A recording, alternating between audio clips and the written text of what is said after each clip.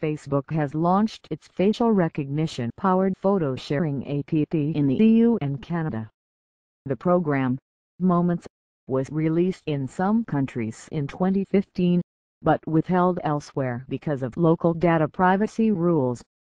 The company has created a different version of the software to get around these restrictions. But it acknowledged the new edition required a little bit of work for users to get the most out of it. Moments' core features are that it automatically groups together photos featuring the same friend or friends, and then makes it easy to share the pictures with them if they have installed the same app. In the original version, the snaps are automatically tagged with people's names, because Facebook is able to match them to other photos in its wider database.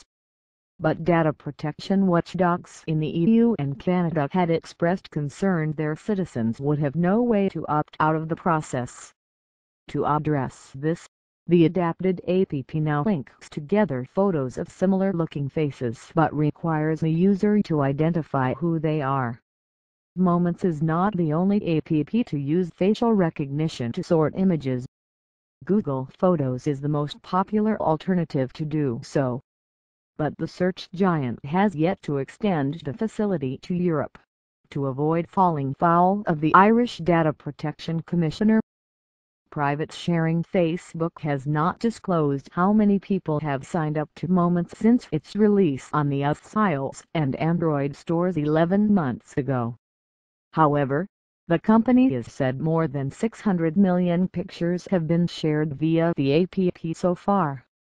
Our primary purpose is to solve the problem that we know that people have, where they never get the photos that their friends take of them, the app's product manager Will Rubin told the BBC. We view that as a pretty different type of sharing than might happen on Facebook, where people share photos more broadly with a large group of friends or even publicly. Moments is closer to the type of sharing that might happen these days on WhatsApp or other private messaging apps, but it places the photos together into a collection. Users decide which photos are shared with the people labeled in them, and can withdraw access at a later point. They can also use the app to turn selected photos into slideshows that can be shared to their Facebook wall and elsewhere. Local matches, the technique, which Facebook refers to as facial clustering, still relies on some processing being done beyond the user's handset, but Facebook said it had taken great lengths to comply with the EU and Canada's privacy rules. One industry watcher said the lack of auto-tagging might slow the app's adoption. Any additional effort that people have to put into a service creates a barrier, said Ben Wood, from the tech consultancy CCS Insight. The seamless experience in other markets is therefore more compelling. However, once people invest a little time, they will see the benefits, and it could catch on that basis.